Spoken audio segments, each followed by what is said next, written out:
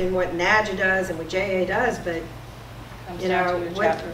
what's important to this community is really key. This community has a serious foster care issue, and those are the children, I mean, we just do.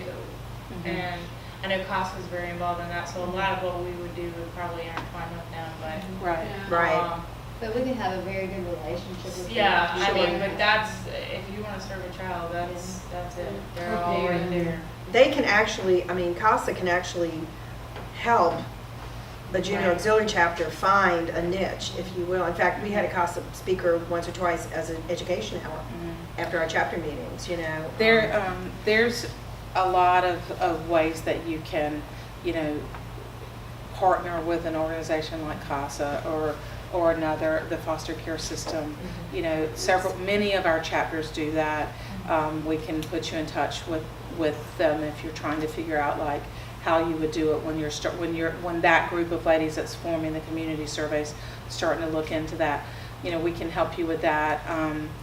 The one area that tends to get a little bit cloudy is that, you know, as a junior auxiliary member, when you are in the chapter and you are saying, I'm junior auxiliary of Hancock County, you cannot fundraise for another 501c3.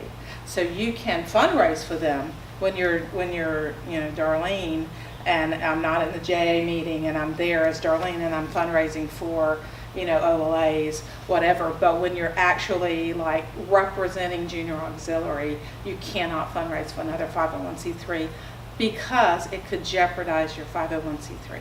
Not because we're greedy or anything. We're just Right. we're protecting. It's government rules, nothing. We're protecting that rule. So, next steps. What we would do if there's enough interest, and do you guys think that there would be interest to There's a form a lot chapter? of ladies that commented on that Facebook page that I think would be interested too, So- you know, that couldn't come tonight, so I would think.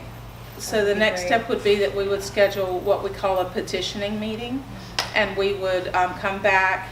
There's a specific protocol for how that works, and those present that are going to commit to be involved would vote to petition the National Association to form a chapter.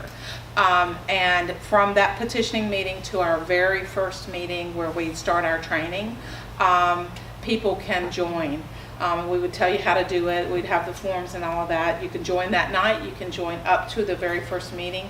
You need at least 20 people to vote for the petition, to be present and vote for the petitioning meeting. You know, you had a good number here tonight. Jen, as an active member of the Gulfport chapter, could not be one of those voting people. Sorry. But she'll be here. So if you think there's an interest, we can look at when that would be, what night of the meet. I would just ask it to be after my daughter's wedding. We would look at when that would be, and we would promote. I've got some flyers that we can put together that you can hand people. I can, you know, drop those back by or email them and get them printed, however you want to do it. But if you think there's an interest, you've got the association here, and not in addition to us too, we've got people in Slidell. I've got folks over in Ocean Springs. There's a lot. Sherry Beavis, who used to live over here. Everybody probably knows Sherry. She's in Gulfport now, but she would help us as we needed for training or whatever we might need. So, you know, we're ready when you're ready. So, if you think that, And we're probably thinking mid to late October, give it another whole month, you know, see. Yeah. Leslie will be in touch. yeah. So, what night of the week? I just want to say something. If we do choose to move forward with it, I think we need to be careful with is how we present ourselves to the community. Hancock County is very territorial of their own organizations and fundraising, such as CRASA. You know, they're all territorial of raising their own money here, and so you don't want to be looked at as great. Here comes someone else asking for money, you know. Right. So I saw that with Excel by 5. I chaired Excel by 5 for 4 years, and came on board when we, you know, started to get certified and so forth, and was, you know, honored enough to see them get certified here in the community. And we were looked at as that, you know, and we were not asking for money. We just wanted to, you know, provide books for children 0 to 5 and so forth. And so you are viewed as great. Here comes someone else When asking for would money. So we just have to be careful of how we, Yeah. you know, But present when would the ourselves. So So and the truthfully- partnering right, come out as Right. partners, they'll come out as, you And know, sh- standalone. So truthfully, there, the $30 that you are paying, if you vote to become a chapter, that goes straight to the National Association, and it's for all the copies and all of that kind of stuff. And it doesn't, has nothing to do with your chapter operation. There are gonna be some startup costs, I would say around $450 to $500. The National Association has a foundation that does fundraising for the National Association, the National Foundation Board of Trustees, and they have grants that they are willing to award to chapters, startup chapters that need funds to incur the startup cost. I happen to be on the Foundation Board of Trustees. Feel pretty sure I can help you write that grant application to get that funding that you need. But aside from that, in the very beginning, what you're doing is really training and finding service projects, and so you're not even initially fundraising.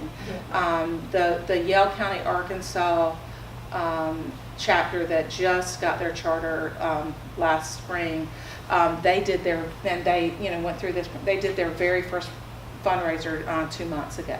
So they went through that whole process without really doing any fundraising. And so, but I agree that you have to be sensitive It's to very your, territorial here with our Yeah. organization. And I respect that, they do great things for the community. When you all begin, as Leslie said, that's why I asked her, when would this even really kick in?